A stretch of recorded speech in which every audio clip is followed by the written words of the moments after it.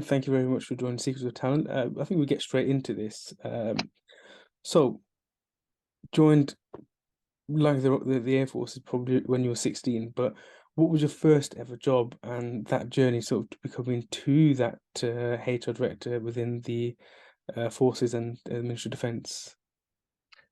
So first job, that is going back a while, I must confess. It was something. It was Royal Air Force Lookers, just by St Andrews up north, and it was what we termed Officer Commanding General Duties flight.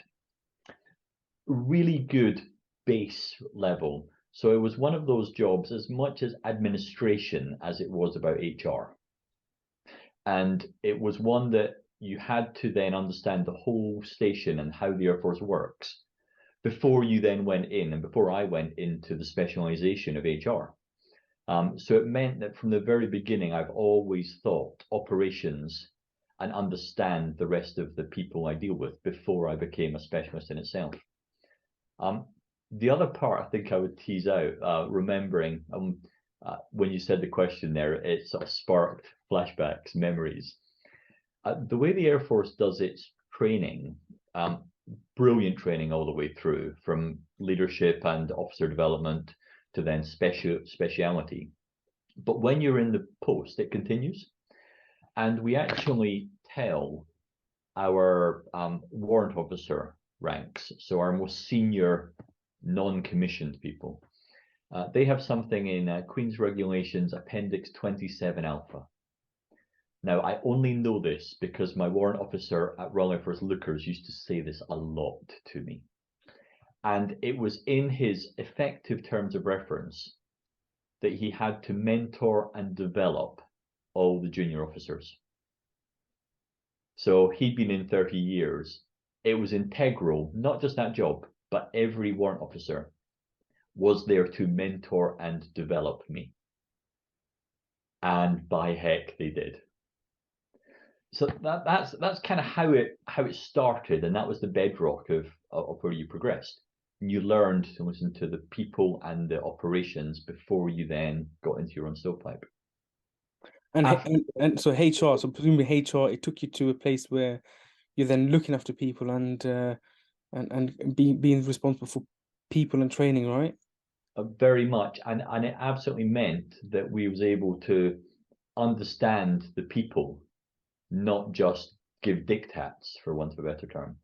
And it went from there to the way we do our talent development. Generally, you'll do time on a station on the business end to understand operations, what's going on. You're then deployed overseas to go off and do what we are paid to do, and then into the headquarters to do policy roles. And it was generally the core HR policy roles that occurred, and then repeat at each different rank that occurred. So you become more and more experienced, more and more grounded in your speciality, until we've reached this point where I'm one of the Air Force's HR directors, very much looking after all 35,000 of us when we think in the regulars, the reserves, and now we're actually looking across the whole force. Oh, amazing! And presumably, so because you've been in this role, you've definitely must have hired people into your own teams. Do you remember the very first person? Because this is now you're on the other side of that table where you're taking somebody in under your care. So do you remember that first person that you hired, and what was that like for yourself? So I do, but bizarrely, because the Air Force has centralized recruiting, there's a team who bring everyone into the Air Force, and then there's a team who assign them to you. So you don't get your own team of military. I do remember my first recruiting personnel. It was a civil servant. It was the first time I had the authority and that engagement to do it. And I would say, no, I remember, I won't say their name now. The fact that they got promoted twice in 2 years after that in the organization, yeah, really good to see the cradle to grave. And I'm now 20 years on, and I'm still in contact with them, and they're still in. Oh, wow. So the retention choice was good as well, shall we say. Oh, brilliant! That so it's amazing to see retention being such a, because then I remember dealing with military personnel in terms of from recruit and select over the years, and the very first thing they say to you is that when you start at 16 you've got effectively a job for life, because you're guaranteed a job for 12 years and then it's up to you, but you're given so much tools and resources that you either end up staying or progressing into different roles within the military, and particularly within the MOD. Obviously, that's changed dramatically, and obviously you've got the pandemic that's happened. And but how does the MOD and the military as a whole recruit and develop talent, particularly through sort of spotting potential? Because obviously there's a physical aspect, but then there's also a knowledge, skills, behaviors, and mindset aspect. So how do you spot that potential when you're doing that? Uh,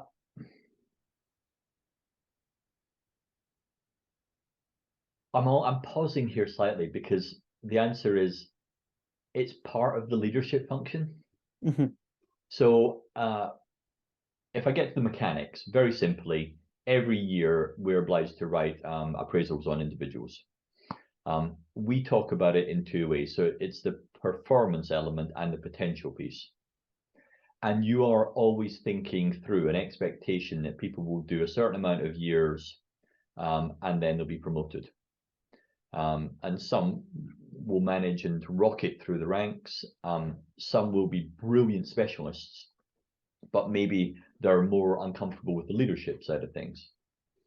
So we're now using it in that regard to see how we can use those to promote people faster when they're, but we call it below the zone.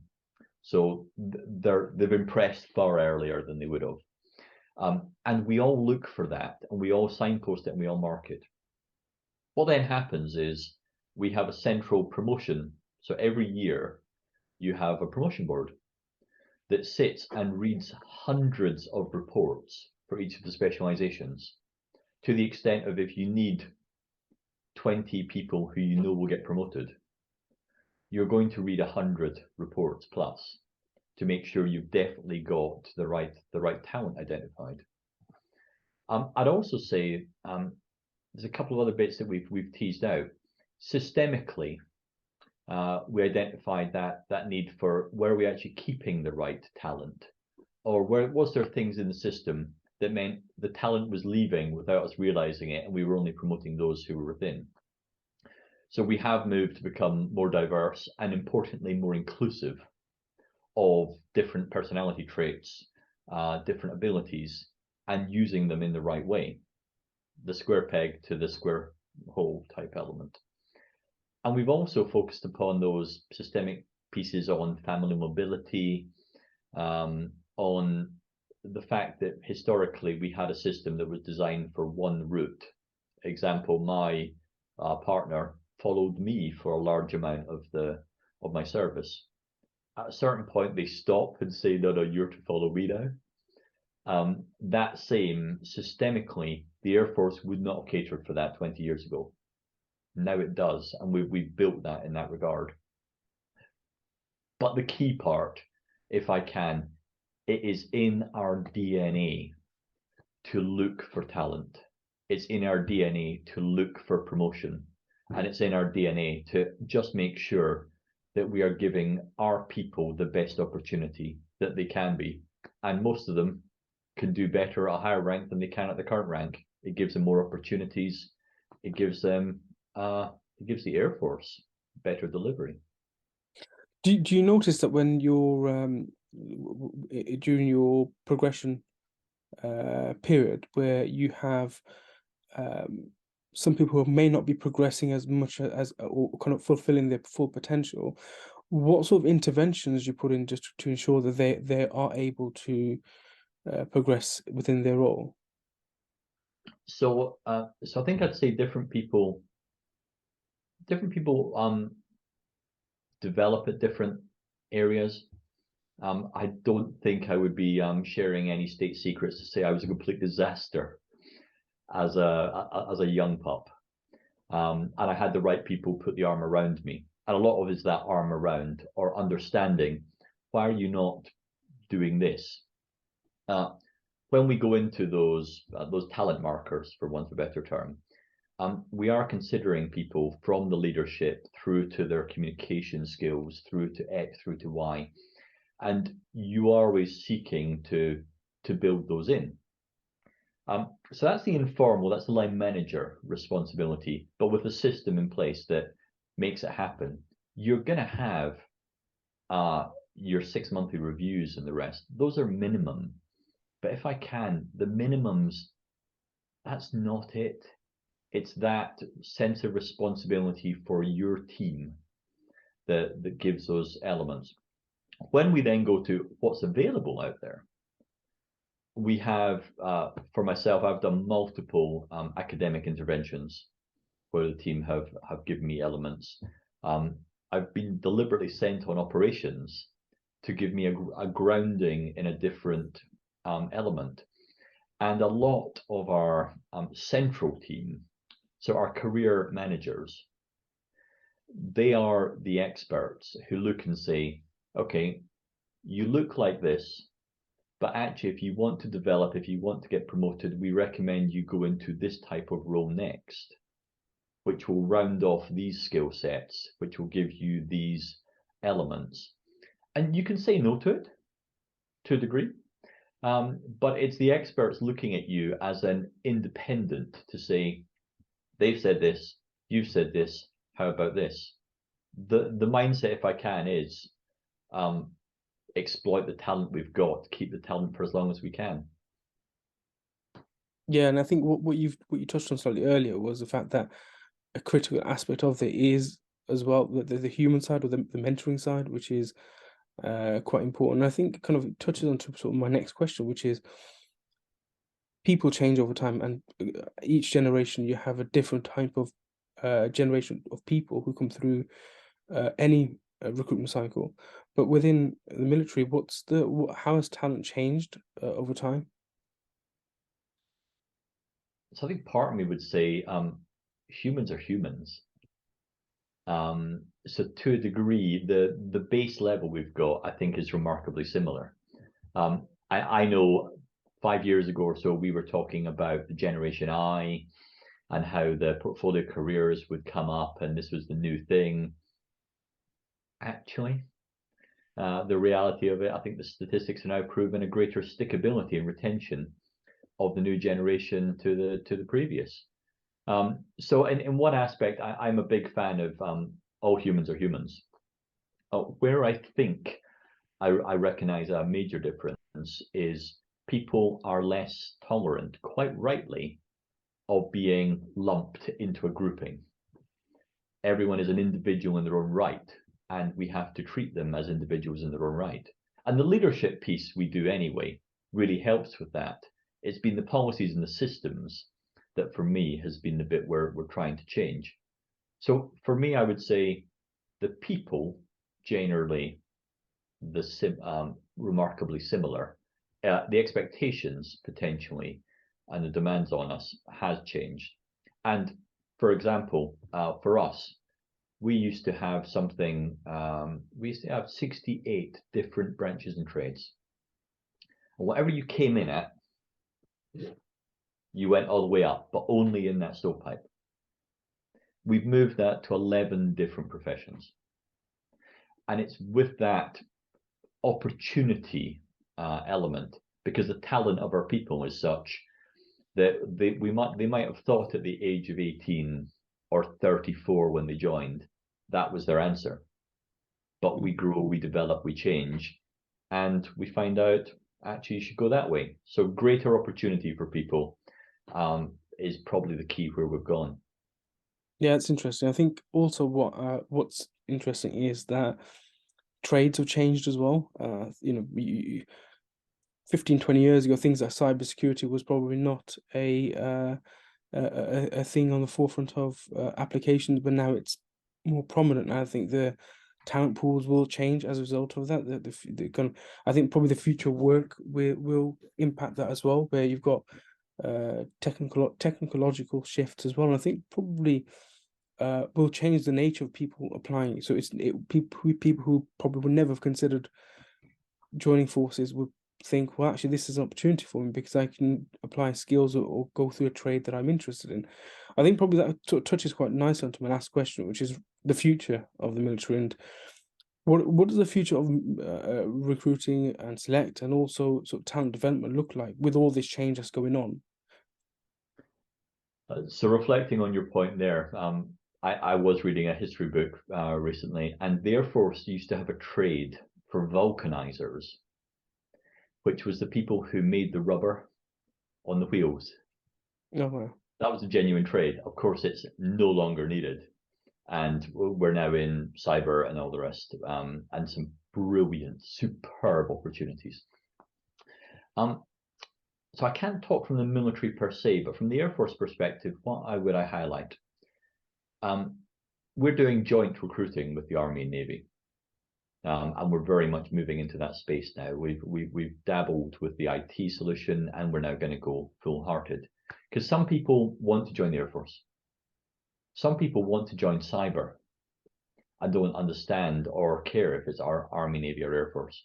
So it makes more sense to do it together and give us those opportunities for the individual, and we sell our wares at that point. The other element I think I would tease out on the recruiting side is we recruit people based upon their aptitude and attitude. So in many ways, so many of our people, and the Air Force for me has always been a vehicle for social mobility. So many people don't know what they're going to be good at or don't know the opportunities that are available to them. So they join and find themselves, for want of a better term. Not all, but some. I was probably one of those people. And then they kept on giving me stuff and I kept on staying. But that, understand your aptitude.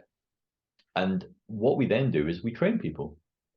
So it's the future will generally be come to us and we will give you skills, 21st century relevant skills.